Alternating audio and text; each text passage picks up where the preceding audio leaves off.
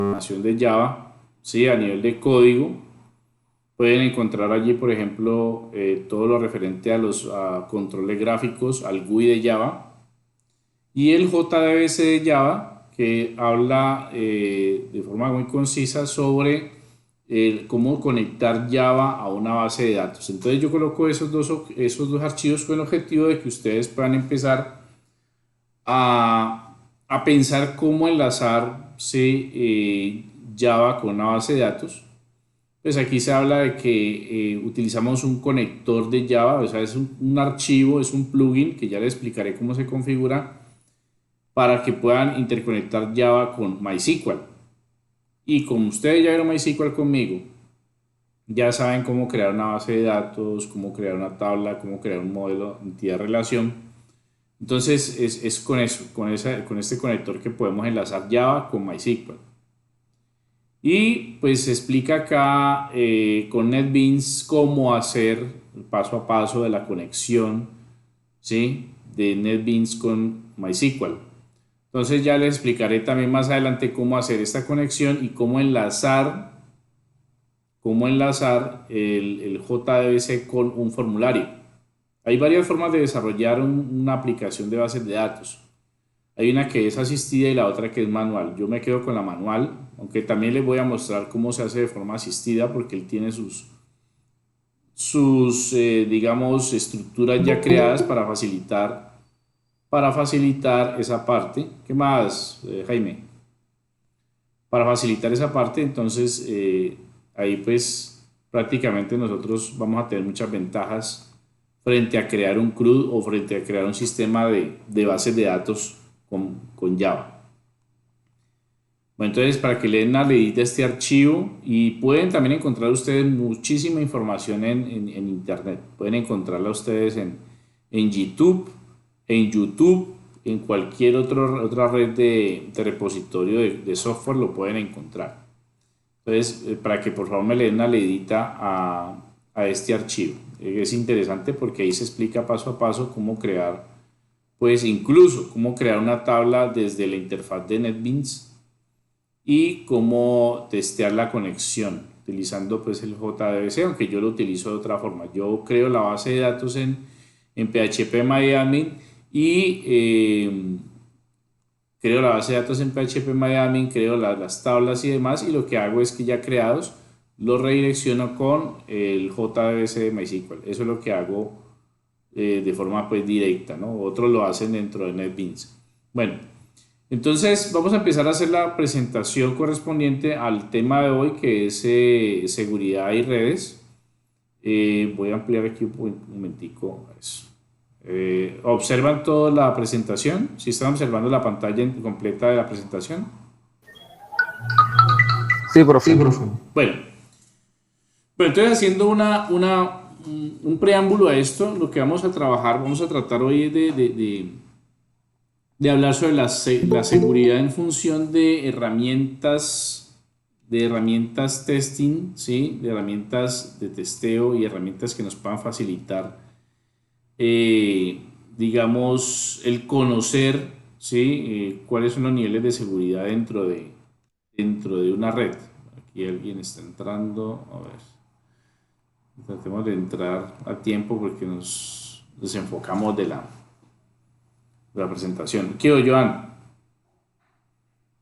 ¿Cómo vamos? Bien, bien, sí, señor. Bueno, entonces estaba haciendo la presentación de seguridad de redes para que ustedes pues tengan esa amplitud o conocimiento de cómo se manejan las redes y cómo realmente se puede manejar lo que es el sistema de encriptación. Vamos a hablar sobre la encriptación también, que esto es importantísimo. O sea, uno puede establecer protocolos de seguridad y redes. ¿Cuáles son los protocolos que actualmente se manejan en redes, muchachos? A ver, ¿quién me habla sobre los protocolos? ¿Cuál es el protocolo que maneja la transferencia de información de un equipo a otro, sea cliente-servidor o viceversa? Un IP, profe.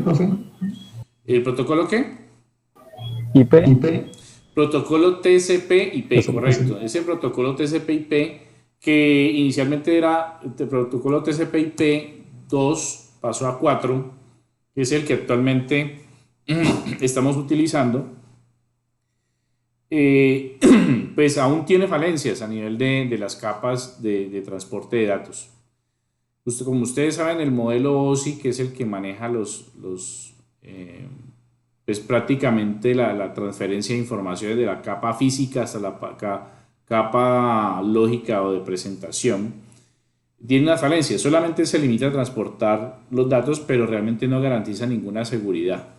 Entonces vamos a ver aquí, empezando por la Internet, en qué consiste esto.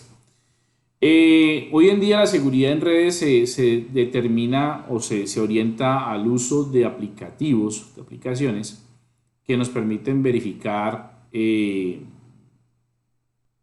tráfico de información. Entonces existe mucho software en el mercado, tanto gratuito como de pago, que nos permite testear o hacer auditoría en redes. Pues ahí tenemos uno que es Threat Network Analyzer, que es un paquete gratuito, ustedes lo descargan y lo pueden utilizar para testear transferencias de información de un punto a otro. Y permite analizar el protocolo. ¿El protocolo qué es? Es como cuando un computador se comunica con otro y hablan el mismo idioma. Entonces, establezco la comunicación con otro computador, entonces debo decir, bueno, yo hablo idioma español, usted habla idioma español, entonces si le responde que sí, entonces establece una comunicación. Es un ejemplo sencillo de cómo se comunica un dispositivo con otro. ¿Ya? Yo no puedo comunicar directamente por decir Linux con Windows, a no ser que haya una interfaz que me permita hacer eso, porque la estructura es totalmente distinta, aunque pues el protocolo de comunicaciones es el mismo. Entonces, en Internet podemos utilizar paquetes de testeo, de transferencia de información, aunque existen muchos comandos que nos facilitan ese, pues esa auditoría. Si ustedes de pronto van a ingresar, por ejemplo, vamos a ingresar aquí la línea de comandos, ¿sí? WinR, Windows R para Windows, o entran a la consola si es Linux. Y aquí pues ustedes pueden utilizar comandos que precisamente esos paquetes o programas pues utilizan como testeo. Entonces ustedes utilizan comandos muy comunes comandos muy comunes como nstat. Miren que aquí en nstat nos está mostrando cuáles son las tarjetas o cuál es el hardware de comunicación y cuáles son en este momento, cuáles son los elementos por fuera de mi red que tienen comunicación, ¿sí? La máscara de red, puerta de enlace, entiéndase por puerta de enlace hacia donde yo me conecto al servidor por internet, ¿sí? El destino de red, cuáles son los puntos de red a los que tengo conexión actualmente. Entonces, este tipo de comandos los trae esas aplicaciones. Hay uno que se llama ipconfig, entonces ustedes pueden mirar ipconfig al para poder mirar, por ejemplo, cómo está estructurado mi red como terminal. Entonces aquí aparecen los datos de mi dispositivo, ¿sí? Qué adaptadores físicos o inalámbricos o alámbricos tengo, ¿ya? Y qué protocolo estoy manejando. Entonces, como ustedes pueden ver acá, estoy conectado a un servidor dinámico de HCP, tengo una puerta de enlace, tengo una máscara de subred y estoy conectado con el IPv6, que es el protocolo TCP/IP que tengo actualmente y que es el que está manejando mi sistema operativo. Uno puede establecer también de pronto direcciones IP fijas o dinámicas dependiendo de la necesidad. Las empresas de alojamiento de hosting ofrecen el servicio de una IP fija. ¿Y qué es eso de una IP fija? De que yo pueda tener una IP que no va a tener cambios en el transcurso del tiempo, va a ser totalmente estática. ¿Para qué? En el caso tal, mi empresa tiene una base de datos y mi IP debe ser fija para que haya conexión por parte de las terminales en red. Entonces, por ejemplo, yo tengo esta terminal y yo necesito conectarme a una base de datos con IP fija en otra parte. Entonces, no voy a tener ese problema. Mi IP puede ser dinámica, ¿sí? Puede ser dinámica, pero la IP del servidor puede ser fija. Entonces, miren lo importante de conocer este tipo de cosas y realmente, pues las aplicaciones que que analizan los protocolos utilizan comandos de red, que son estos internamente, pues facilitan con gráficas y toda una interfaz pues para poderlo entender. Bueno, hablemos de la seguridad en Internet. En este momento, pues, ¿cuáles son las ventajas? Como parte de la seguridad en Internet, la compartición de recursos. O sea, el compartir recursos facilita, ¿sí? Una gran ventaja. El incremento de la fiabilidad también. O sea, que tengo de primera mano la información. Distribución de trabajo, expansión de Internet. Esas son ventajas, pero el compartir recursos también se vuelve una desventaja, un inconveniente, claro, porque el compartir recursos implica de que usuarios puedan ingresar a determinadas carpetas. Si usted no tiene buen manejo de la administración de carpetas o de recursos, pues el compartir va a ser un problema. ¿Sí? ¿Cuáles son los permisos, muchachos, que puede tener una carpeta? Que puede obtener una carpeta en un sistema. Entonces está el permiso de lectura, donde el usuario externo va a leer solamente la información. Escritura, donde el usuario va a poder escribir o afectar el archivo. Y ejecución, donde el usuario va a poder abrir el archivo. Entonces, esos tres permisos básicos combinados bien, de buena forma, dentro de la administración de redes, pues garantizan de que el nivel de seguridad sea alto. Si no, pues entonces obviamente habrían problemas. Inconvenientes, complejidad del sistema, sí, realmente las redes tienen su nivel de complejidad por la configuración de seguridad por usuario y grupos. Perímetro desconocido, claro, yo no sé realmente cuál es el alcance de una red a nivel físico y a nivel inalámbrico, es muy complicado saberlo. Y múltiples puntos de ataque. ¿A qué me refiero con múltiples puntos de ataque? Que cualquiera puede atacar cualquiera de los nodos del sistema si no se garantiza una correcta configuración. Pregunta hasta allí, muchachos. ¿Tienen alguna duda? Ninguna, profe. ¿Seguros? Bueno, listo pues.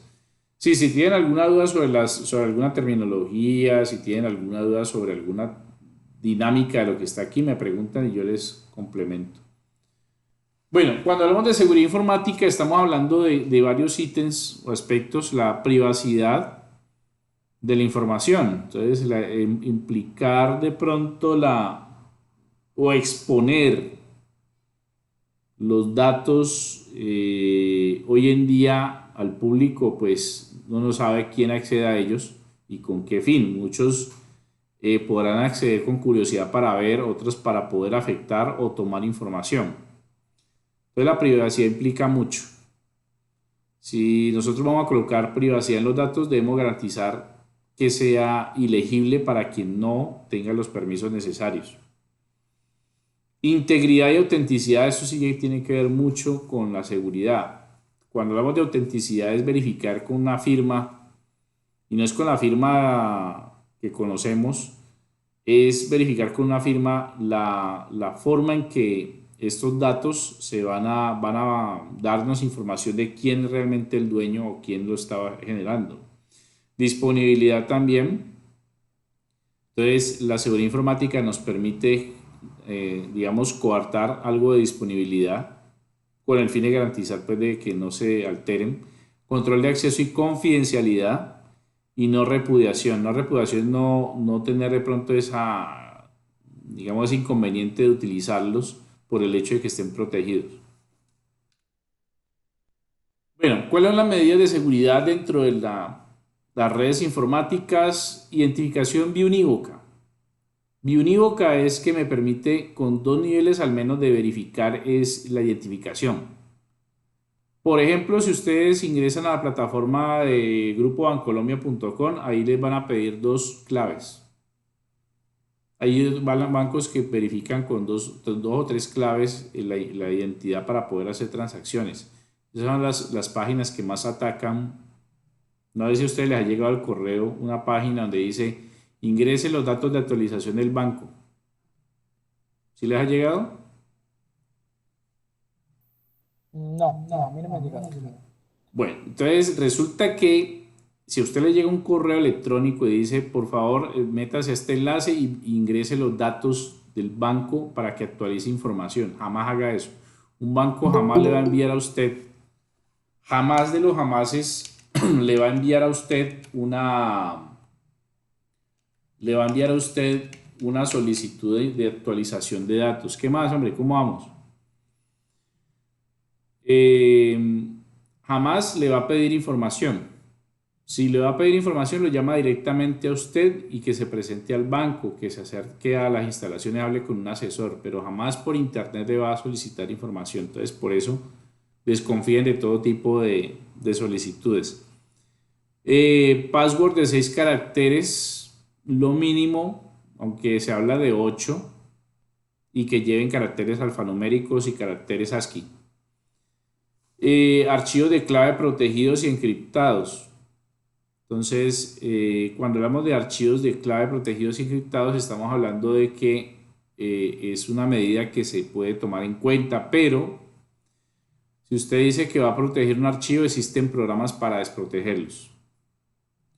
Cifrado y firma digital en comunicaciones, claro que sí. El cifrado es la encriptación de información de la señal y del contenido. Y copias de seguridad o backups también son tomados en cuenta como medidas de seguridad. Bueno, ¿qué toda empresa o organización toma en cuenta para implementar medidas de seguridad? Pues lo primero que hacen es colocarle un candado a la puerta para que no entre todo el mundo. O sea, la seguridad física frente a los servidores, seguridad física frente a los equipos terminales para evitar el acceso físico. El asegurarse contra todos los riesgos posibles, claro, los seguros contra robo, los seguros por pérdida de datos, bueno, hay muchas aseguradoras que ofrecen paquetes, pero más que todo para la parte física, ¿no? No, es muy pocas las empresas que ofrecen seguridad a nivel de datos, ¿no? Por lo que en ese terreno no se ha profundizado mucho. Contra todos los riesgos posibles, claro, eso implica a las empresas aseguradoras a nivel de integración de los sistemas, garantizar la seguridad en redes y demás. Y la gestión de la seguridad pues debe ser totalmente centralizada, o sea que debe estar en una sola empresa y no en varias, o en un solo software. Entonces ese es digamos, el derrotero en general que utilizan las empresas a nivel de seguridad. Ese es el panorama general, habrán otras cosas, pero este es lo que más evidente. Bueno, hay 3 niveles acá. La seguridad a nivel de los sistemas, a nivel de acceso de software, contraseña, usuario y permisos. A nivel de recursos, entonces el recurso a nivel de seguridad tiene que ver por la transferencia de información, los canales de información, el ancho de banda, ¿sí? El manejo de la configuración de los routers, configuración de los firewall, configuración de todos los dispositivos que garanticen el nivel de seguridad deseado para toda empresa. Que el antivirus, que el manejo de puertos, que intromisión de puertos, todo eso, pues tiene mucho que ver. Bien, hay 2 ámbitos muy importantes aquí a niveles de seguridad. Uno es la seguridad de la información y otro es la criptografía y firma digital. Para ustedes, ¿qué es la criptografía?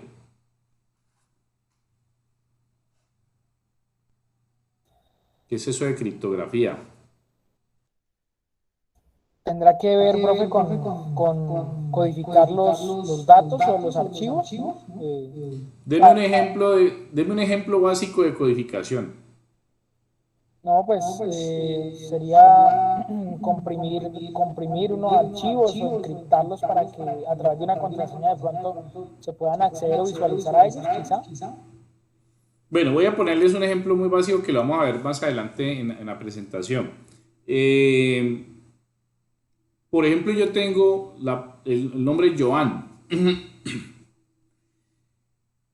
Ese nombre lo digito en mi teclado y listo, aparece en pantalla. Pero el momento en que yo voy a hacer el envío de esa cadena hacia otro dispositivo, hacia otro terminal o red, lo ideal es que Joan no se vaya así Joan en el aire y llegue como Joan allá,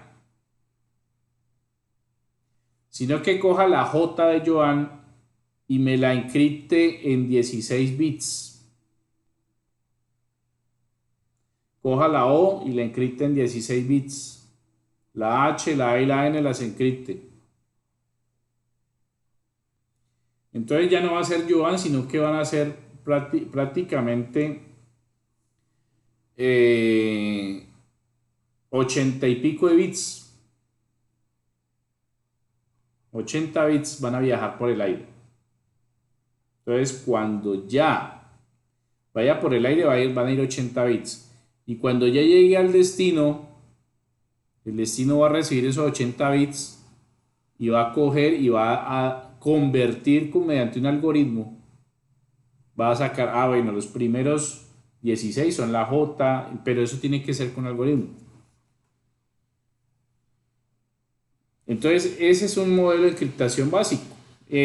Ofuscar o reemplazar uno de los caracteres por otros. Entonces, vamos a ver más adelante en llaves públicas y privadas qué pasa allí.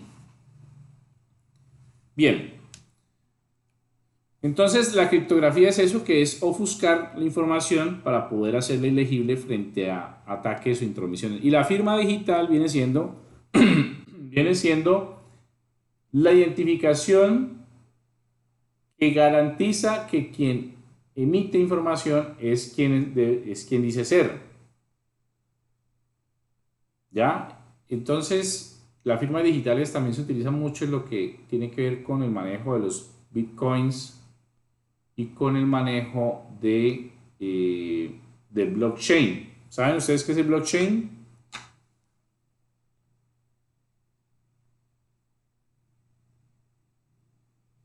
¿Saben qué es el blockchain, muchachos? No, profe. Bueno, entonces deberían averiguar un poquito qué es el blockchain, que es una forma de hoy en día utilizar los bitcoins, que es la moneda virtual, y generar transacciones entre empresas, ¿sí? Y cada empresa tiene una firma digital que garantiza el decir quién es. Si ese tipo de estrategias se utilizaran, por ejemplo, para la licitación pública de proyectos, nos hubiéramos evitado la pérdida de 70.000 millones de pesos, nos hubiéramos evitado tantas cosas realmente que han pasado a nivel de corrupción, a nivel presupuestal. De eso voy a hablar mañana en la conferencia a las 7 de la noche para que asistan ustedes, ya sea de forma virtual o presencial, si pueden hacerlo ahí en la universidad mañana, con el tema de inteligencia artificial. Entonces, ese tipo de cosas garantizan realmente que una firma digital nos diga realmente quién está haciendo la transacción. Bueno, aquí viene la pregunta de ¿Internet es inseguro?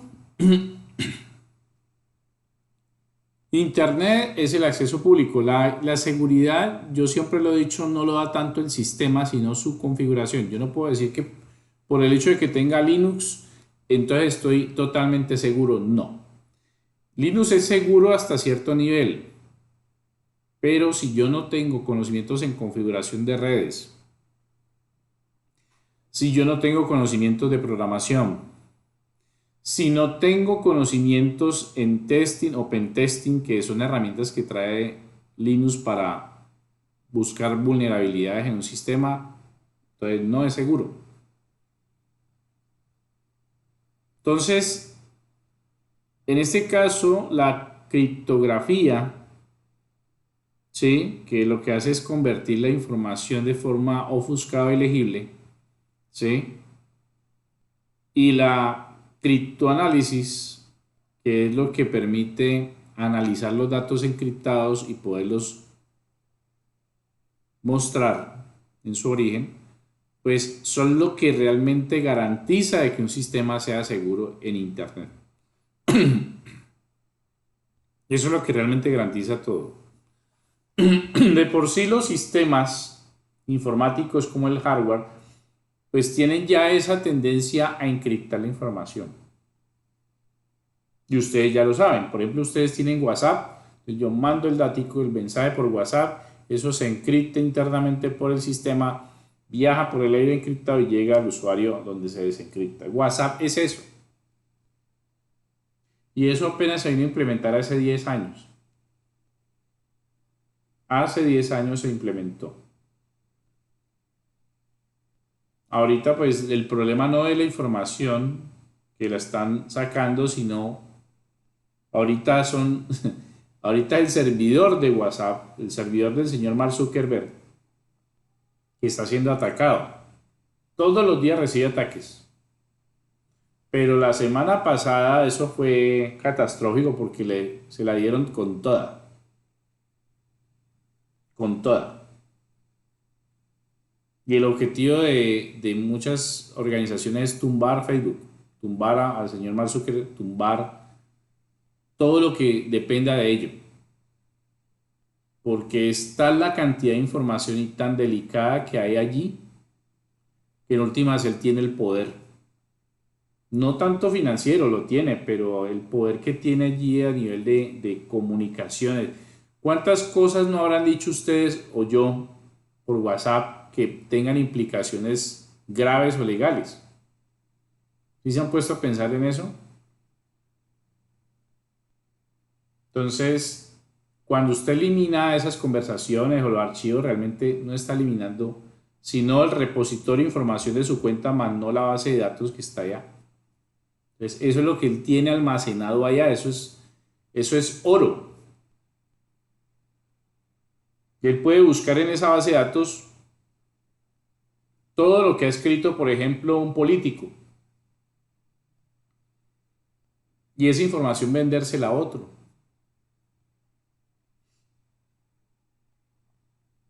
O el perfil de cada uno de ustedes, tenerlo allí guardado, identificar mediante minería de datos cuál es su comportamiento. Entonces, ese machine learning que está utilizando Facebook es peligroso.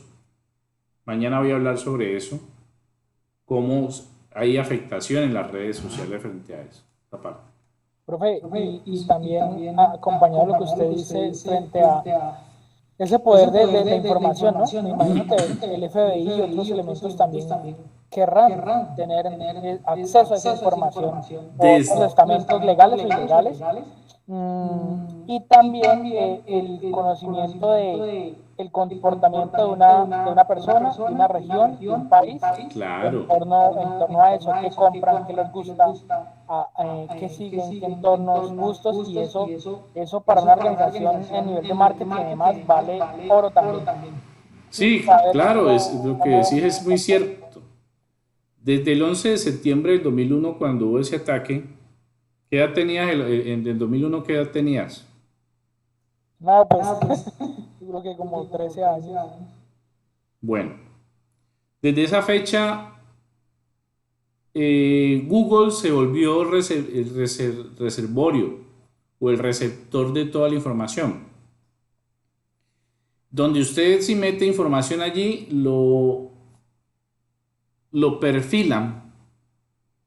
O sea, todo lo que usted ha buscado en Google, pues obviamente si lo ha hecho desde un celular, si lo ha hecho desde un computador personal, no debe irse a usted a una café internet y hacerlo allá. Si usted ha hecho la búsqueda de información en Google, pues se perfila un comportamiento, ¿no? Entonces, la inteligencia artificial que utiliza Google utiliza unas técnicas de mapeo de información, que es la minería de datos. Entonces, ellos cogen esos millones de datos y empiezan a perfilar información de qué posibles personas tienen determinado comportamiento, determinados gustos, determinadas características. Yo pienso que cuando uno utiliza WhatsApp, al tener esa información nos está leyendo la mente, porque todo, absolutamente todo lo que nosotros somos capaces de decirlo en persona, mentalmente lo estamos diciendo por un dispositivo inalámbrico. Peligroso. Eso es como leernos la mente. Entonces todo eso que vos decís genera perfiles, y esos perfiles pues solamente, tanto la información como las características de la misma generan alertas, generan problemas de pronto a nivel legal, aunque hasta ahora pues eso se ha mantenido oculto, pero las empresas le compran información a Facebook. Facebook no es rico porque te coloca el aviso de Coca-Cola y consuma Coca-Cola o Adidas o Levi's. Ellos no son ricos por eso, ellos cobran una cosita así nomás por colocar la publicidad en ciertas, no en todas las páginas, sino en los perfiles donde a la persona le guste Coca-Cola. Una segmentación. Segmentación de mercado. Entonces, eso es lo que ahorita está en problemado Facebook, porque salió una ex empleada a hablar ahí al Senado, al Congreso de Estados Unidos, diciendo esto, esto, esto, esto. Entonces utilicen la inteligencia artificial, la base de datos para esto, esto, esto, esto. Entonces, ese es el peligro, que nosotros le dimos el poder a este muchacho con ese proyecto de garaje que tuvo hace ya casi 20 años. Le dimos el poder de manipular información crítica. Entonces miren lo delicado de eso. No sé qué irá a pasar. Muchos quieren acabar con eso, muchos quieren tomar las riendas de la información.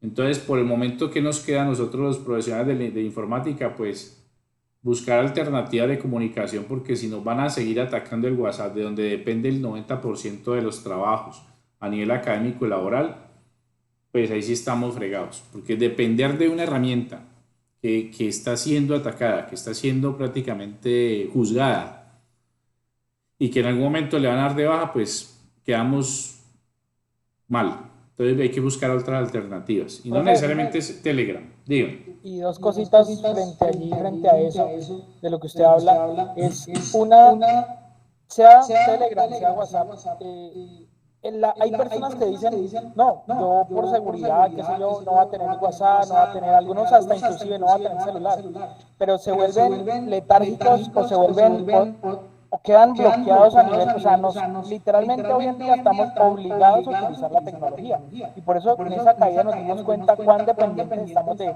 esos servicios, cuán dependientes estamos de esos recursos. Un docente, una persona no puede decir, yo no tengo celular ni tengo nada, porque cómo trabaja, cómo se contacta con sus estudiantes, cómo entonces estamos dependiendo de eso y estamos poniendo toda nuestra vida en internet, básicamente. En eso es una cosa aquí como dicen que no se quieren conectar, pero yo digo, mi manera de pensar es que están obligados, porque si no, entonces tienen que ver que no trabaje, no haga nada para que esté por allá en una finca, pero nuevamente cualquier persona casi que necesita cualquier medio de comunicación para poder trabajar. Sí, es verdad, eso es totalmente cierto, estamos obligados por el contexto.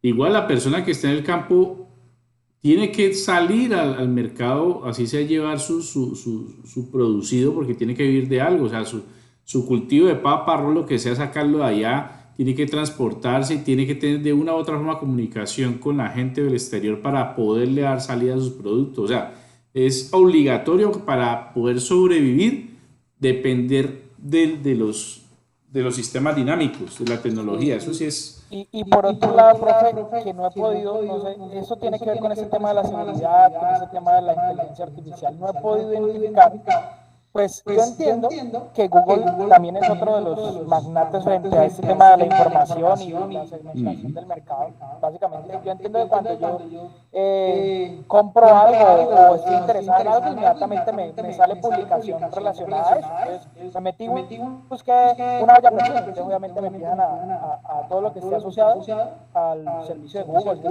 sé yo, empezará a arrojarme eso. Pero no he podido identificar, a veces pienso, ¿será que el micrófono de mi celular está activo? ¿Qué será?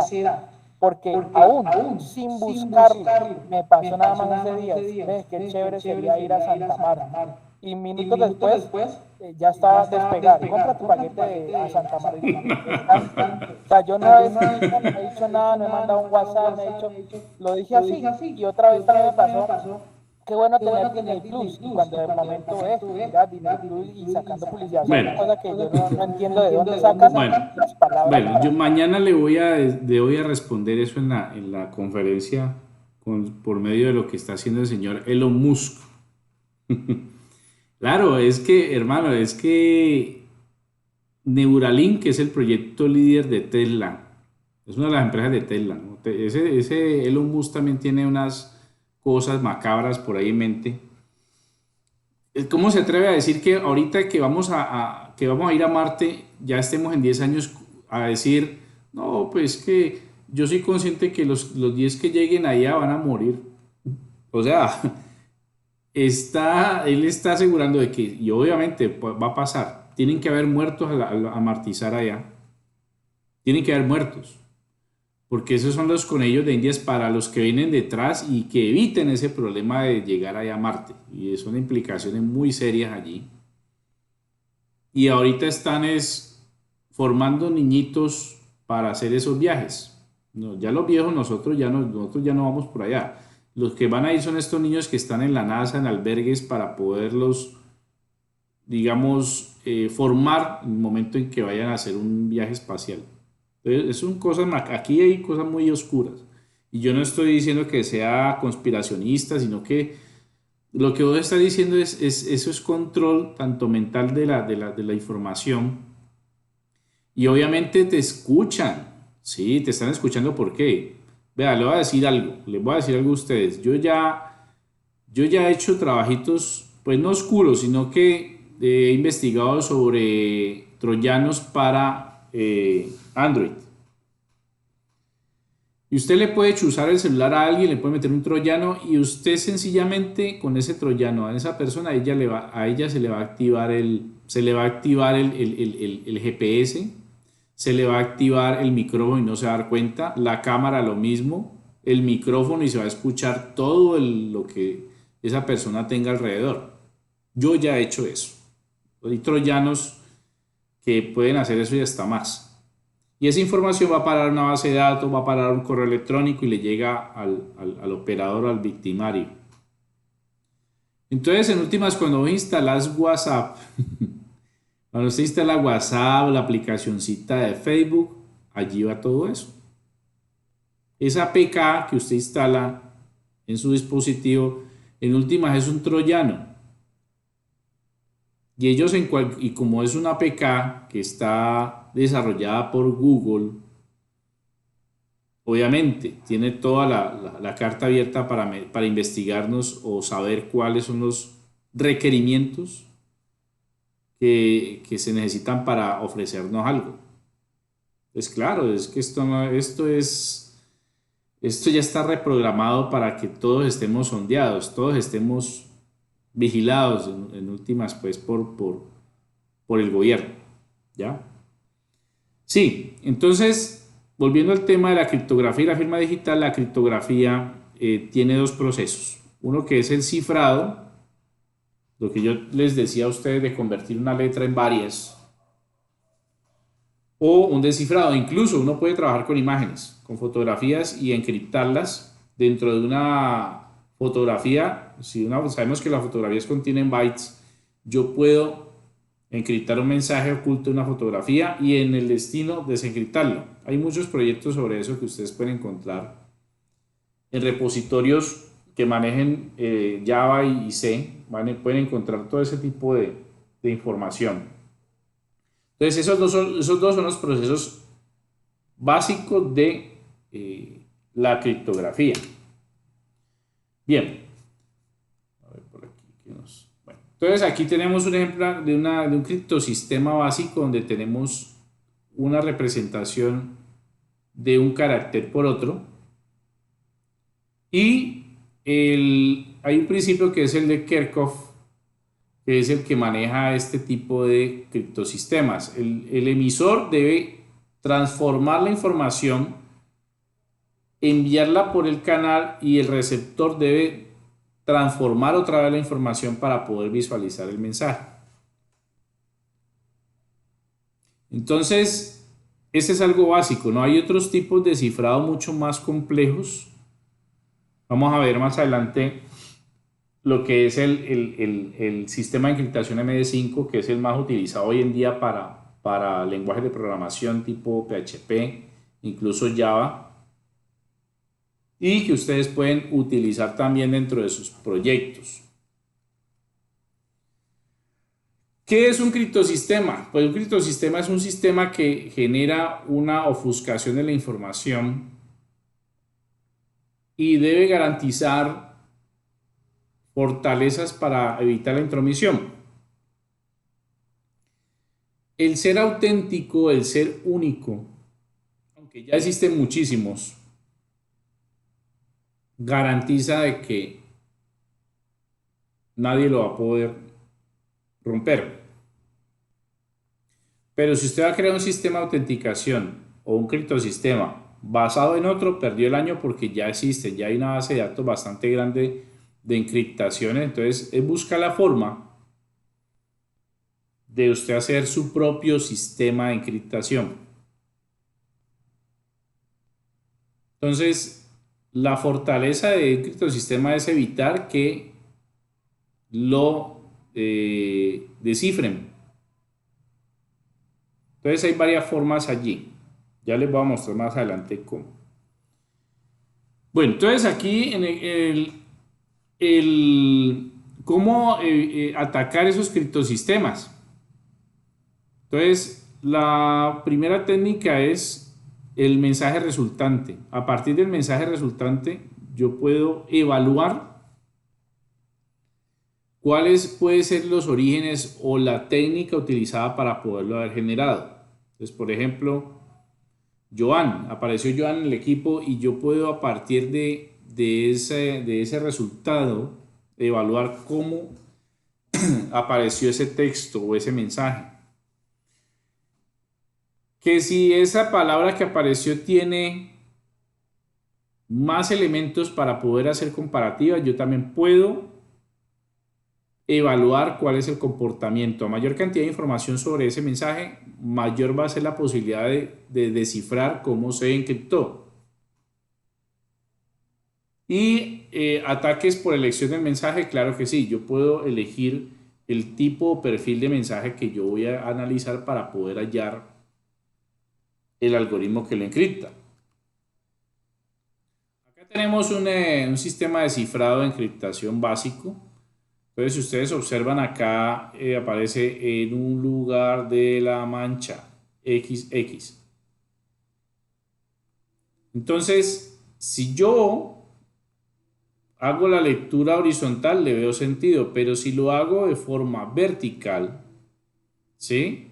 Voy a encontrar de que, miren la lectura, cómo se puede digregar. O sea que ahí tenemos un cifrado por transposición, o sea, transponer fila por columna. Algo muy sencillo. Y pues ya existen los algoritmos para hacer eso.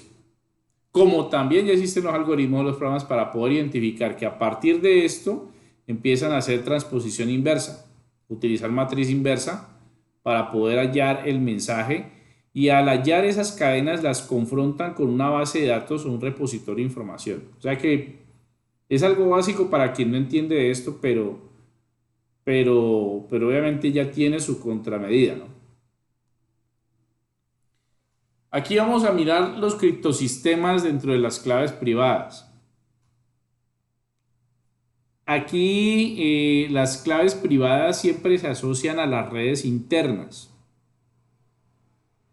Cuando hablamos de claves públicas, pues ya hablamos de Internet y extranets. Vemos acá un ejemplo más gráfico de lo que es el cifrado. Si ustedes observan allí la palabra en un lugar de la mancha, esa es la frase. El cifrado va a tener una llave de encriptación y va a generar esto que está aquí. Si ustedes observan esto que está de rojo, es lo que va a viajar por ¿dónde? Por el aire. O sea que el que capture o que trate de capturar este mensaje va a obtener esto. Y cuando llega al destino el descifrado con la misma clave, miren aquí la clave de encriptación, pues va a poder mostrar el mensaje real. Ese es el sistema básico. Existen otros.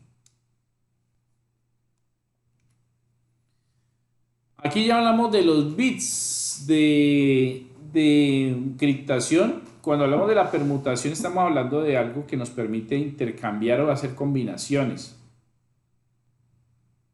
Entonces yo puedo utilizar textos planos o claves para poder encriptar hasta 64, 56 bits o más, o 128, para hacer permutaciones, para hacer intercambio de información o de valores. Ejemplo, si yo escribo mamá, entonces la M va a tener una permutación de tantos bits, la A también, pero cuando pase a la siguiente M no va a ser el mismo que el primero, va a ser distinto. Claro, porque si son los mismos, pues entonces ya podría cogerlo en la sí está la M, ya lo tenemos identificado, traduzcan. Entonces, la fortaleza de este tipo de esquemas es que yo pueda convertir para varios caracteres que son similares, la encriptación o la ofuscación debe ser totalmente distinta.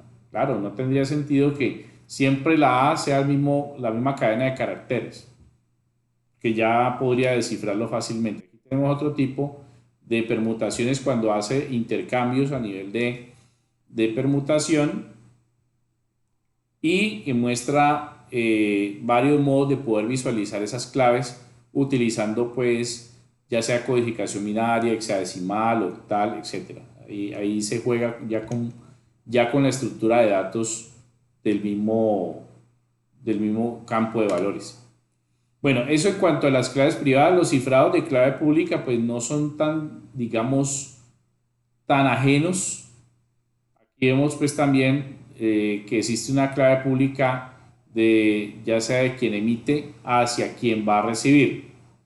Estas claves públicas pueden tener hasta varios filtros, pero pues igual el proceso siempre es el mismo, de que se captura la información que sería este de color verde y se va a poder ver solamente eso.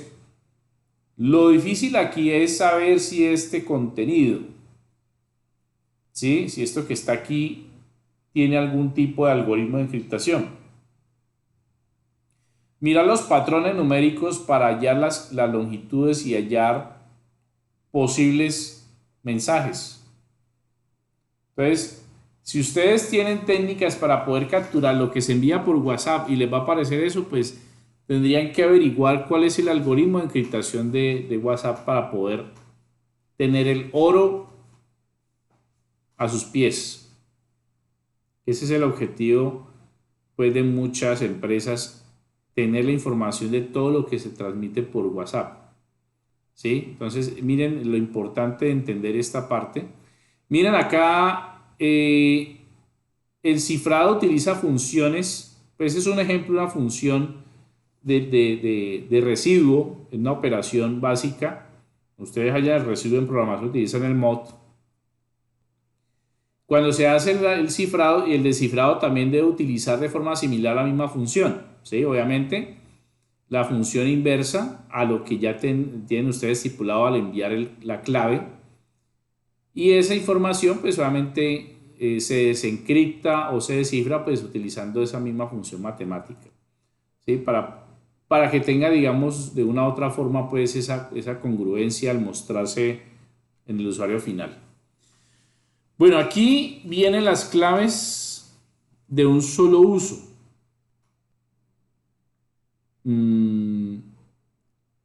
Las claves de un solo uso se utilizan ya cuando son sistemas muy complejos, los sistemas bancarios.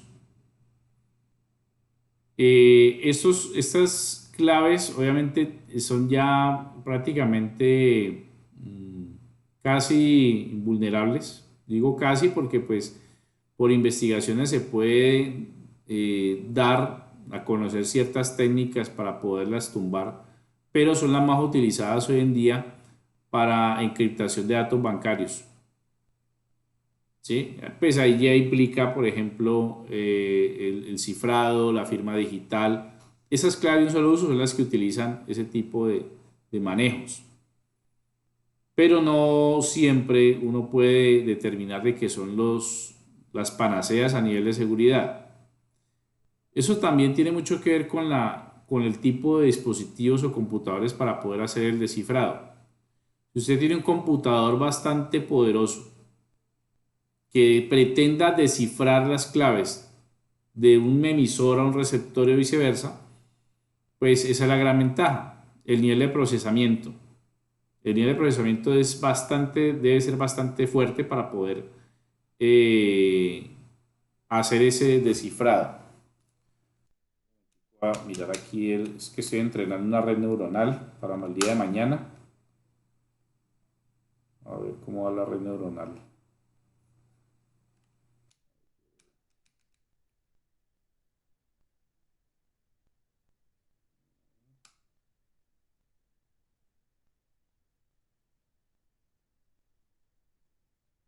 Estoy haciendo un entrenamiento de convertir el rostro de Al Pacino a un usuario, a un estudiante, y voy a hacer un montaje de deepfake. Entonces estoy pendiente de esta consola para que haga la asimilación del rostro. Entonces cuando ponga el video de Al Pacino va a aparecer el rostro del compañero allí. Entonces estoy pendiente aquí. Lo tengo entrenando hace ya unas 6 horas. O sea, la red neuronal tiene que entrenar el rostro de Al Pacino frente al nuevo rostro, para poderlo adaptar y hacer una modificación al contorno dentro del video, que haga la conversión. O sea que el entrenamiento se hace en función de las similitud del rostro, los ojos, la nariz y la boca. Entonces ese es el digamos, el trabajo que se hace allí. Eso tiene que ver con el aprendizaje automático, ¿cierto? Exacto, sí. La herramienta que estoy utilizando, la aplicación que se la recomiendo a ustedes para que si quieren utilizarla, es el Deepface Lab. Es código abierto y ustedes lo pueden buscar en YouTube. Y aquí ya ustedes lo que hacen, hay mucho tutorial para hacer eso, pero el Deepface Lab es mucho más detallado, ya que ustedes pueden utilizar aquí incluso Python para poder sacar las librerías. O sea, él utiliza Python internamente, pero para los usuarios de Windows, él hace la conversión a .bat, o sea que los archivos por lotes los traduce con Python para poder generar los procesos. Entonces, miren acá, por ejemplo, hay mucho tutorial sobre esto. Obviamente, como requisito para esto se debe requerir que tengan NVIDIA como procesador GPU, o sea, procesador gráfico NVIDIA, para que sea más rápido el procesamiento y el entrenamiento de la red neuronal. Y miren, algunos ejemplos, el más digamos, más creíble es el de Tom Cruise. Hay un canal de un joven que hace deepfake con Tom Cruise, pero ¿cuál es el éxito de la definición de ese rostro? Pues de que cuando usted tiene el rostro fuente y el rostro destino deben tener alguna similitud para que el entrenamiento neuronal sea mucho más fácil y rápido, ¿sí? Miren que uno puede anteponer mucha información allí. Y ya cuando ustedes tienen identificado qué procesador tiene, si usted no tiene NVIDIA como procesador gráfico o si no tiene tarjeta gráfica, descargar de aquí el enlace, y cuando descargues el enlace, pues lo que hace sencillamente es mirar a ver, ¿dónde lo tengo yo? A ver si está aquí, Deepfake Lab. El DirectX 12. Ejecuta el DirectX 12 en caso tal no tenga tarjeta NVIDIA, pero si la tiene, obviamente va a aparecer NVIDIA referencia 2003, algo así. O sea que si no tenés tarjeta gráfica, elegís esta opción para descargar y ejecutas los .bat que están allí para cada paso. Ya si usted necesita información, yo con mucho gusto los oriento en esa parte. Bueno, La futura vulnerabilidad del sistema de seguridad facial. es el peligro. Imagínense ustedes tener al presidente Duque diciendo, no, yo apoyo a Petro. y que sean capaces de postear eso en un canal, que sean capaces de ponerlo en RCN o en Caracol como una, sí, que salga pues a hablar y que se puede hacer, tener un buen entrenamiento facial y una persona que tenga los rasgos similares a él, que sea pues gordito y tenga el cabello rubio y se puede hacer. Pero para hacer eso se requiere una gran capacidad de procesamiento. Si yo llevo aquí 5 horas para un video de 30 segundos, imagínense para un video de 2 horas y a alta resolución.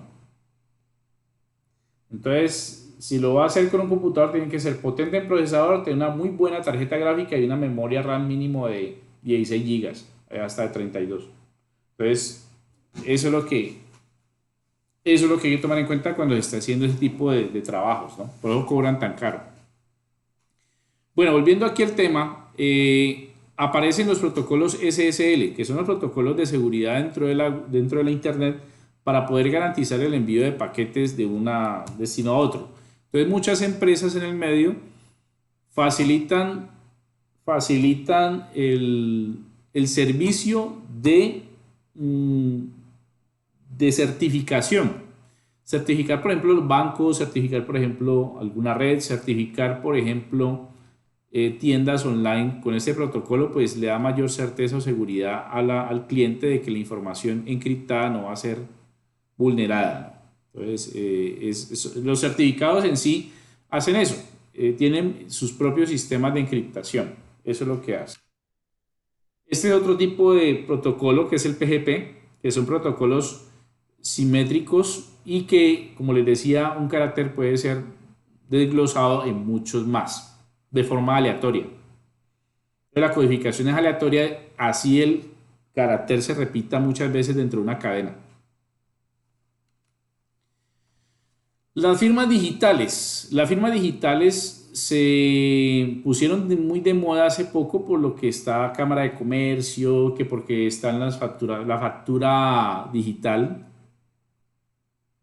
la facturación digital, vea, véndame y deme la factura digital. Entonces también puede conllevar a que tenga una firma digital y no necesariamente tiene que ser la firma como la que escribimos nosotros en papel y escaneamos, sino que la firma digital es una cadena encriptada que me da información del usuario o el cliente al que se le está haciendo la factura. Entonces eso genera autenticidad en la información digital y también esta parte, ¿no? El reconocimiento facial, o sea, ¿qué garantiza de que realmente la persona que está al otro lado es la que le está hablando? Ese reconocimiento que ustedes vieron allí, esa forma de pronto de superponer un video, ya se puede hacer en tiempo real, o sea que yo puedo colocar mi cámara aquí y coloco el rostro de otra persona y esa persona les está hablando y ustedes van a pensar obviamente que es esa persona. ¿Ya? Y el cambio de voz también se puede ya digitalizar y puede modificarse con software muy puntual para manejar las frecuencias. Bueno, los tipos de firmas digitales están las privadas públicas, implícitas, explícitas, que se pueden ser públicas o privadas dentro de un entorno, dentro de una red. Revocables o irrevocables también, que yo pueda terminaciones de contrato, de algún proceso con las firmas. Y los criptosistemas, pues con clave privada, pues cumplen esa autenticidad, ¿sí? A diferencia de las públicas que sí tienen que pasar muchos filtros de información para poderse pautar. Bueno, aquí tenemos un diagrama, ¿sí? Un organigrama que nos permite mostrar cuál es el viaje que tiene un texto que se emite. Se maneja como clave privada del emisor, clave privada por su emisor. se autentica, ¿sí? Para ser pública en el aire, se envía y esto vuelve otra vez a ser privado. Esto se maneja pues de forma asimétrica, o sea que yo puedo hacer conversiones de entornos privados a públicos dependiendo del tipo de mensaje también. Las firmas digitales entran aquí a trabajarse en función de métodos de encriptación. Entonces, por ejemplo, el MD5, el MD4, que son funciones de encriptación utilizadas en la web, pues permiten garantizar de que las claves no queden tan directas en una base de datos. Si ustedes recuerdan, cuando vimos bases de datos, los campos de una tabla pues guardan información y las claves deberían de estar allí encriptadas. No puede uno colocar allí Pepito Pérez porque pueden entrar a esa base de datos, pueden vulnerar el servidor, entrar al servidor, entrar al repositorio de bases de datos y mirar la clave directamente. Entonces lo ideal es de que las claves que se almacenan en una tabla estén encriptadas y pues para ello existe el MD5, que es una función de encriptación. Bueno, los certificados son aquellos que aparecen en el navegador y me permiten a mí garantizar de que el usuario, el que está emitiendo el certificado, es el que es. ¿Sí? Que tiene que ver pues con el tipo de encriptación SSL. El SSL en sí es la encriptación, el certificado es el documento virtual que genera el SSL para poder hacerlo visible y para poder hacer la transacción o la operación que se requiera. Entonces los navegadores como Chrome, Safari, Opera y demás, y Firefox, pues ya tienen implementados dentro de sus componentes la verificación de certificados, que eso también es importantísimo a nivel de seguridad.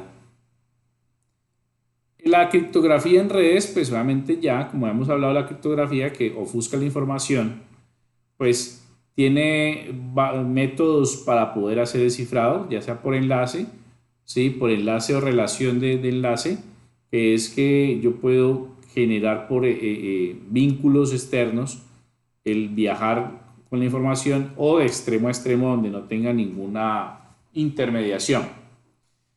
El cifrado de enlaces se maneja en el modelo ISO o SI, que son las capas de transferencia de información en redes. Y esos cifrados de enlace pues lo que hacen es que manejan cabeceras que pueden conectarse con otros paquetes. Hagan de cuenta cuando ustedes vieron pilas y colas, es algo similar, pero a nivel de encriptación de información. Aquí lo vemos pues ya un poquito más gráfico dentro de cómo viajan los datos enlazados dentro de un sistema o un contexto, ya sea privado o público. Pues tiene sus ventajas y desventajas a nivel de transparencia y a bajo nivel, ¿sí? O sea que ahí digamos que la máquina ayuda a hacer esa encriptación. Y los nodos intermedios.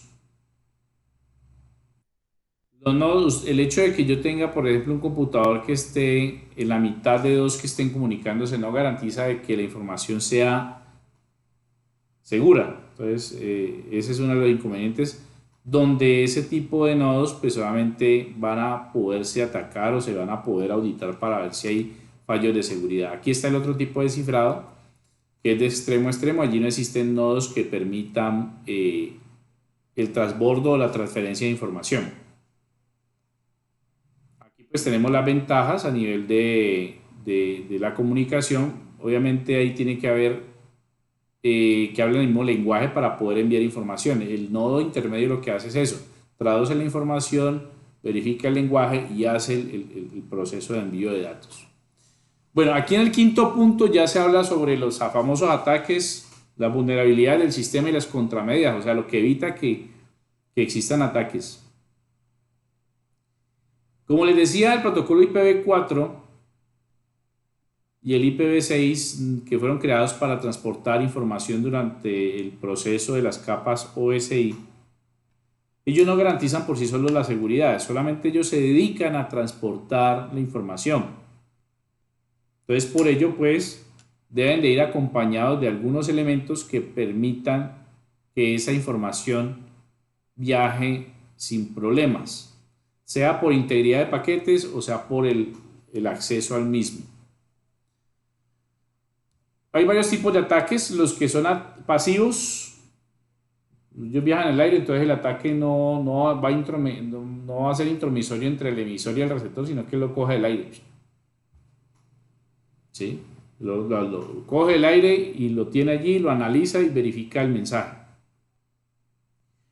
Y los activos son los que sí realmente tratan de hacer intromisión al sistema. O sea que ellos sí acceden al sistema, sea para el servidor, sea para la base de datos. Ellos son los que hacen que se generen problemas. ¿Cuáles de estos ataques son los que le ocurrió al señor Mark Zuckerberg la semana pasada con Facebook? Los activos. Entonces hay ataques de negación de servicio, que es el más común. Yo me pongo de acuerdo con usted. Vea, para mañana a las 3 de la tarde ataquen esta IP. Pero no solamente 3, son millones. Entonces, Anonymous, conforme a esa estructura, pues se pone de acuerdo cada tiempo para hacer de una forma activista el ataque a determinadas organizaciones. En este caso le tocó a Facebook. ¿Por qué lo están atacando? Porque Facebook ha tenido inclinaciones políticas. Puede ser más de la derecha, puede ser más de la izquierda. Puede ser más de la derecha en el ámbito económico, de la izquierda a nivel de derechos sociales. Pero ha sido más de la derecha. Hablándolo pues del contexto político. Entonces es la crítica que se le ha dado a Facebook, que no ha sido ecuánime, no ha sido imparcial en muchos aspectos. Entonces por eso los ataques. Entonces esos ataques de negación de servicio los tomó Anonymous con el objetivo de desestabilizar la red. Pero miren todo de ahí para allá lo que afectó. La misma base de datos de Facebook se conecta con Instagram, la misma base de datos se conecta con WhatsApp. No creo que ellos tengan distintas bases de datos distribuidas para un solo usuario. Y si las tienen, pues tienen que tener muy buen monitoreo y evitar contravenciones todos los días. El más común es el protocolo TCP/IP. Demonios y puertos. Los demonios son los procesos, así como se les llama pues en Linux.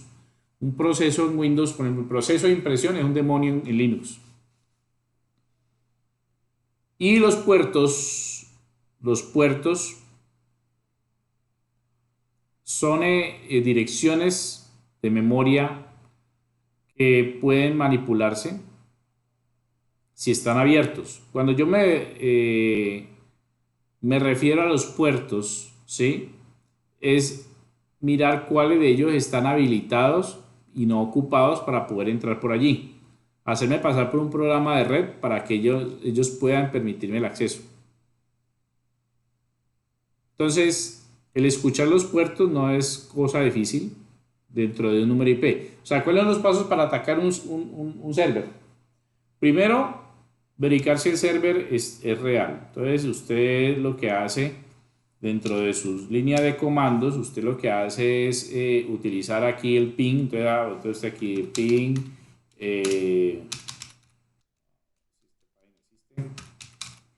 Ping.laborum.com. Entonces, si hay recepción de los paquetes de datos, entonces este señor sí existe, laborum.com. Y ya lo que usted utilice de aquí para allá, ya teniendo conectividad con esto, es entrar a buscar qué puertos están abiertos. De los puertos en escucha que tenga este dominio, ya usted empieza a evaluar cuáles de ellos hacen parte de bases de datos, cuáles de ellos hacen parte de protocolos FTP, si tienen correos. Bueno, ya usted empieza a sondear toda esa información.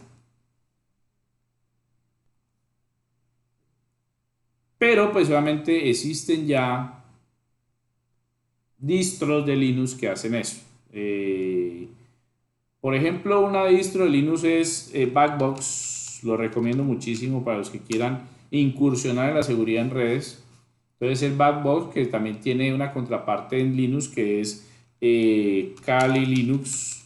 Son dos distros muy buenas y potentes a nivel de penetración y testeo de sistemas. Lo pueden descargar ustedes en USB, no tienen ustedes que coger y generar la partición para montarlo al lado de Windows, no. lo pueden ustedes descargar el .iso. El .iso que viene siendo el archivo imagen de los fuentes. ¿Y cómo lo convierten? ¿Sí? ¿Cómo lo convierten? Aquí pueden descargar el .iso según la distribución que ustedes tengan. Miren, ahí tenemos Backbox Linux. Ahí le identifica automáticamente que yo tengo un procesador de 64 bits. Y este es el .iso y ocupa 2.7 gigas. Entonces yo ya lo descargo y cuando lo descargue, entonces busco un programita que se llama Rufus y con Rufus creo el buteo. Ya, entonces utilizo este programa, entonces busco aquí el .iso que acaba de descargar, ya sea de Kali o de Backbox. El esquema de partición por lo general es MBR, por lo general para partición de arranque. O sea, yo tengo que configurar la BIOS para que arranque desde la memoria USB. Y el sistema debe ser BIOS UEFI. ¿Sí? Ya si usted lo tiene configurado según el tipo de arranque que tenga. Tendría que meterse a la BIOS y configurarlo desde allí. Le pone su etiqueta, lo deja FAT32. Si lo ponen de TFS no le da buen tamaño. Déjelo en FAT32. Y empieza a formatear la memoria y a instalar el .iso como módulo de arranque de la USB. Reinicia su equipo, lo reinicia, que siempre el orden de arranque sea la memoria USB y listo, hermano, arranque con eso. Ya usted ya empieza a utilizar su distribución, su distro. Tiene muy buena documentación, eso sí. Miren que aquí ya, bueno, estas distros pues, utilizan también modo consola para ataques y modo gráfico para ataques. Entonces tiene muy buena documentación. ¿Alguno de ustedes ya utilizó alguno de estos? Hemos trabajado, profe, en Kali, lo hemos instalado Kali Linux. Sí. Sí lo hemos llegado a explorar. Sí. Sí, todas las herramientas que tiene, mire, Kali Linux frente a Backbox, pues Backbox es mucho más gráfico. Kali Linux utiliza comandos, pura consola.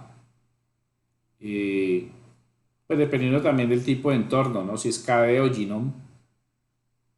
Entonces aquí, miren que aquí ustedes pueden encontrar, a ver si yo tengo el Wi-Fi crack aquí, a ver si...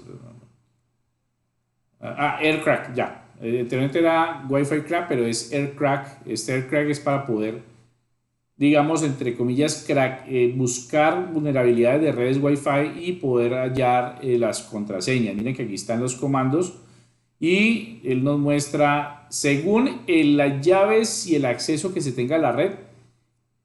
Y es importante notar aquí que el procesador, ¿no? Si usted tiene buen procesador y es bastante rápido, los procesos de búsqueda de información van a ser más rápidos. Entonces eso depende también de la máquina que esté atacando. Miren que aquí hay un ataque básico de web. Entiéndase por web tipo de encriptación para las contraseñas de Wi-Fi. Entonces también, miren que ahí está solamente utilizar el comando si usted está en root, ¿no? Si usted está propietario de root, usuario root, pues entonces con el permiso del usuario ya usted hace, miren que aquí está haciendo el testeo, pero como le digo, está testeando 1514 llaves, pero eso depende también de la máquina que usted esté utilizando. Entonces miren la cantidad de herramientas que podemos utilizar pues, a nivel educativo, ¿no? Tampoco es que nos vamos a dedicar a hacer craqueo de redes. Si ustedes ven, por ejemplo, en Facebook, muchas veces dice, le cojo cualquier clave, es porque el maestro que está haciendo eso ahí está utilizando una distro de de Linux, y entonces pues tiene que tener muy buen equipo para hacer la búsqueda de claves. Hay otras técnicas también, pero mucho más directas.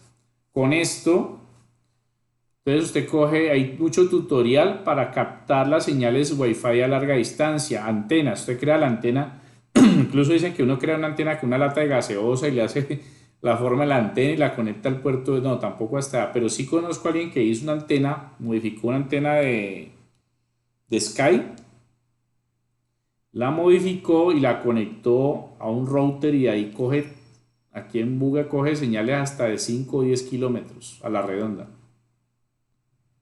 Y el berraquito tiene internet gratis, tiene wifi gratis porque ya entre esas redes encontró claves muy débiles y pues hizo fuerza bruta, brute force con archivos de 4 gigas y pudo coger claves. Pues una cosa chévere, pues uno dedicarle tiempo. Yo no tengo tiempo para ponerme en la antena ni nada.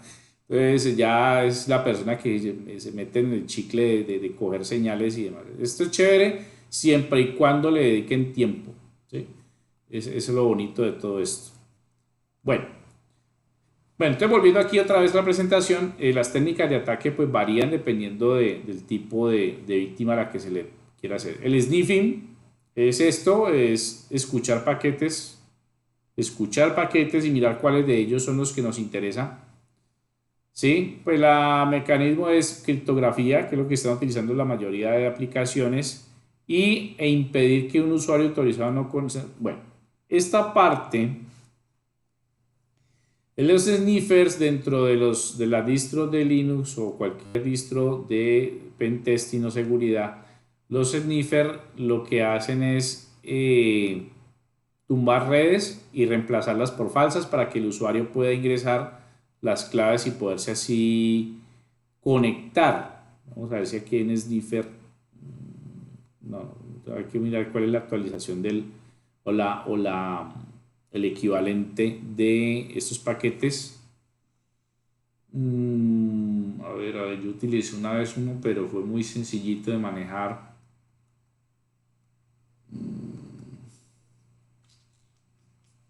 Tumban las redes. O sea, por ejemplo, yo ubico la víctima, y esa víctima yo le hallo la IP. Entonces lo que hago es un ataque de negación de servicio, tumbo la IP de esa víctima al vecino. Entonces el vecino se quedó sin internet. Entonces, para volverse a conectar el vecino tiene que meterle la clave. Entonces, yo lo que hago es transpongo una red de igual nombre, le pongo el mismo nombre y él va a meter la clave en esa red falsa. Entonces, cuando la meta, me llega la información a mí. Y después, ¿qué hago? Me desconecto y ya aparece la nueva red de él y ya vuelve a ingresar con su clave. Entonces, eso es una transposición de redes. Es sniffer. El spoofing también, suplantación de IP o suplantación de usuario dentro de una red también puede darse el caso. Tumbar un usuario, por decirlo, estás chateando. Yo en caliescali.com, no sé si ustedes han escuchado esa página, había un chat y eso era el boom. O sea, todo el mundo de Cali, de Buga, tú lo metías a chatear ahí. Y había un programita que se llamaba Mesías. Entonces con Mesías, uno abría el Mesías y empezaba a tumbar gente de los chats, lo sacaba de allí. Y cuando lo sacaba, entonces uno cogía y reemplazaba el usuario. Entonces yo me acuerdo que colocaba, si había un usuario llamado Luis, entonces cogía la L mayúscula, la U, y le ponía en vez de la I minúscula, le ponía otra L, pero L minúscula, o sea que había aparecido entre la L minúscula y la I y la S. Entonces clonaba ese usuario cambiando solamente un carácter del nombre del usuario y me hacía pasar por él. O sea, los que estaban hablando con él seguían hablando conmigo. Entonces me divertía mucho con NetBus y todo ese tipo de programitas. Y llegué a hacer un freezer de Facebook. Cuando Facebook estaba empezando, estaba en sus inicios, cogía el usuario, uno entraba por el correo. Uno entraba por el correo y había que ponerle clave. Entonces lo que uno hacía era, teniendo la víctima, o sea, tenía el correo de la víctima, lo que hacía era mandarle contraseñas erradas al servidor de Facebook hasta que lo bloqueaba. O sea que si el personaje entraba a Facebook a la siguiente hora o la media hora, no podía, porque estaba bloqueado. Entonces le hacía la cagada de no dejarlo entrar. Bueno, entonces la solución a todo este tipo de ataques es autentificación y firmas digitales certificadas. Bueno, aquí tenemos un tipo de spoofing que es montar una URL falsa para que la persona pueda acceder. Lo que les decía, el phishing, si ustedes se remiten a internet y aquí van a encontrar, por ejemplo, phishing por parte de bancos o páginas bancarias. Las estafas de internet a nivel de bancos, entonces vamos a buscar aquí phishing a nivel de bancos. Vamos a buscar el de Bancolombia. Bueno, aquí está Banco Santander, pero también Bancolombia. Caja Social también, eso se ve mucho. Al correo llega mucho que cambie la contraseña. Miren aquí esta información. Bancolombia, está la página de Bancolombia, llega al correo y cuando usted abre el enlace, pues resulta que la URL que aparece arriba no pertenece al grupo Bancolombia. ¿De dónde proviene este tipo de ataque phishing? Estos lo hacen pues también rusos, lo hace uno que otro hindú por ahí desocupado y les da por hacer este tipo de cosas pues para coger claves de usuario. Entonces ese phishing es muy común y llega siempre a los correos. Y miren que acá, miren que ni siquiera la URL de Bancolombia, el grupo Bancolombia, y lo que hace es de que ingresa la persona y mete sus datos y por lo general siempre atacan a personas que no tienen conocimientos de informática. Mira una persona de la tercera edad, por ejemplo, que llegó, bueno, me llegó el correo y no tiene de pronto un acompañamiento de alguien, vea, me llegó el correo, ¿qué hago? Ha pasado y hay muchas personas las han estafado con este tipo de cosas. Entonces miren aquí una dirección totalmente distinta a lo que es Bancolombia. Creo que ya Bancolombia no es Bancolombia como tal, sino Grupo Bancolombia. Claro, usted ingresa a Grupo Bancolombia y ya puede encontrar, mire, incluso la llave, el candadito, perdón, aquí está el candadito que muestra el certificado de validación de uso de datos. Miren que ya es mucho más certero de esta forma. Ahora en el futuro, ¿quién falsifique esto, no? Que pueda, obviamente sí, se puede falsificar el navegador, también se puede llegar hasta eso, hacer un spoofing de un navegador, hacer un programito de un navegador y hacer el ataque haciéndose pasar por el navegador. Se puede hacer también, pero ya son ataques mucho más complejos. Los rootkits también son paquetes de ataques, está el de negación de servicio, los spoofing, los sniffers. Bueno, esas son utilidades que utilizan los hackers. El hijacking se utiliza para secuestrar información. Bueno, portátiles que están con ese hijacking, donde la información está ilegible y entonces cobran para que la puedan volver legible. No se le pasó a un amigo estos días, me llamó a Sara y yo dije, no, mijo, ahí se llamó llamó al CT de la fiscalía, todo el mundo no pudo hacer nada. Había que pagar en bitcoins, ellos no van a cobrar en euros ni en pesos. Hacer transferencia de dinero a bitcoin y ellos cobrar allá y mandarle la clave para poder recuperar.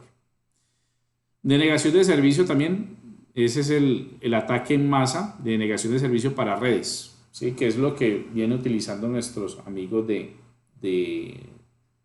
Anonymous. Ataques de diccionario también, de palabras claves, de replay también para poder repetir mensajes o sobrecargar el sistema.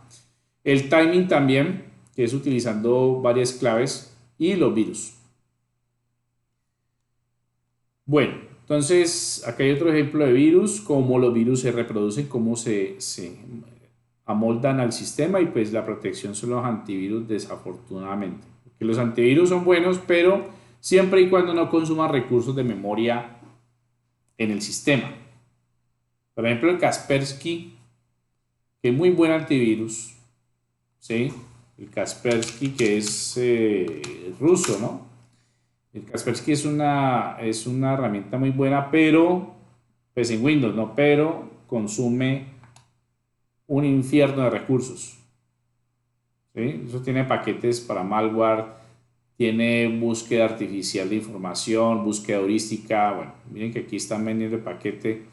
Ya antes bajó, era casi 300.000 pesos hace un año el paquete. Ya están haciendo promociones por licencias de Kaspersky Internet Security, que trae firewall incorporado.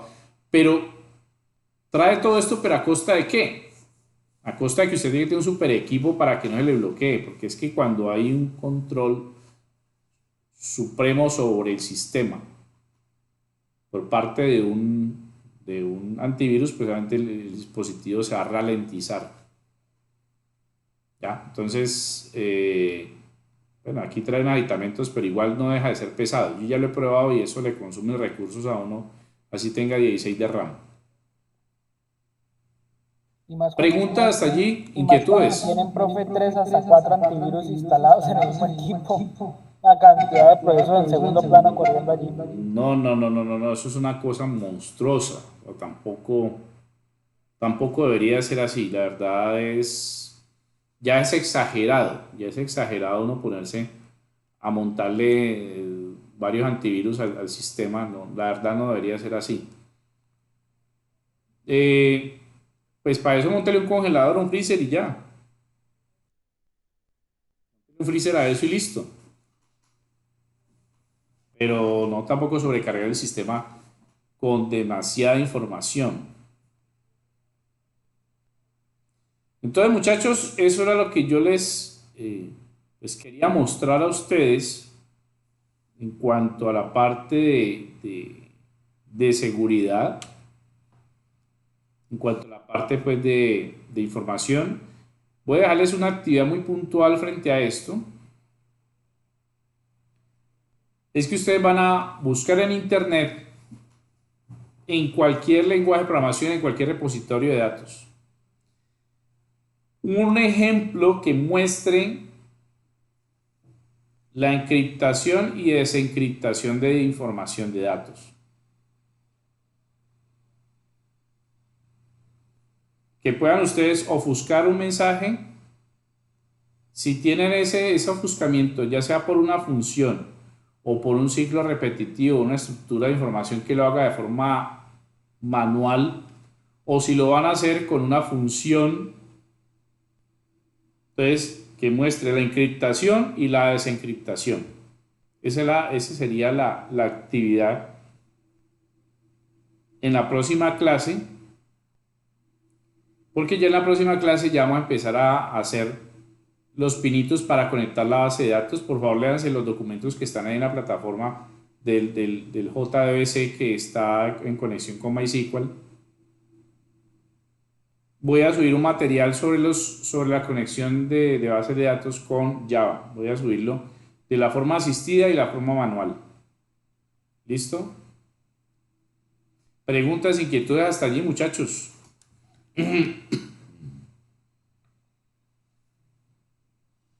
Profe, qué pena. Entonces, es hacer, o sea, buscar un programa que haga la conversión en cualquiera de las maneras en el lenguaje que usted quiera, hermano. Si usted lo quiere en PHP, si lo quiere en Java, si lo quiere en Python, si lo quiere en C#, si lo quiere, bueno, lo que usted quiera, pero que siempre y cuando se muestre el proceso de que usted mete mensaje, una cadena. Entonces, que muestre el método de encriptación,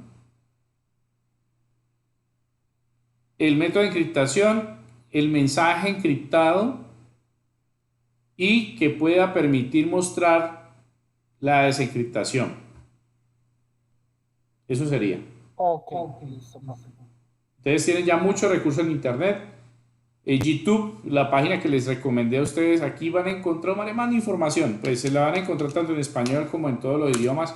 pero aquí ustedes van a poder encontrar toda esa información. Entonces necesito que sea un código de programación que funcione obviamente, sea en Java, en cualquier lenguaje, que muestre ese proceso y lo sustentan para conocer cómo funciona. ¿Listo? Listo. Preguntas hasta allí los demás, Edwin, Santiago, Jaime, Gerardo. No, profe. Bien, profe. No, claro. Bueno, voy a subir esa presentación ahí a la plataforma para que la tengan allí ustedes también, el enlace también de video para aquellos que no asistieron el día de hoy. Ahí se les pone la falta, ya saben que por varias faltas se les baja la nota. ¿Listo, muchachos? Profe, una preguntita de la clase de ingeniería de software. Hay un tallercito allí que habla de Scratch. ¿Es utilizar el programita de Scratch? Yo no tengo presente en esos momentos, pero habla sobre utilizar Scratch. No, el scratching es un término como de arañar, sí, pero el scratching es desarrollar la interfaz. O sea, vos lo puedes hacer en papel. Creo que Gerardo, no sé si Gerardo, quien me mostró un scratching de la clase pasada. Podemos usar como un mockup, podríamos utilizar. Eso, sí. Listo, Sí, señor. Entonces utilicen ese recurso para hacer la actividad y ya es solamente representar eso. Bueno, sí, ya. Sí, yo eso pensé, yo dije, no creo que sea el jueguito ese para aprender como lógica. No, es que Scratch eso es para niños en primaria, ¿no? No, tampoco. Sí, eso pensé. Listo, profe, gracias. Listo, gracias por los aportes, muchachos. Que pasen muy buena noche. Entonces, estamos en contacto, ¿listo? Bueno, profe, gracias. Gracias, que estén bien. Bueno, muchachos, que pasen buena noche. Ustedes, hasta luego. Hasta luego, que estén bien.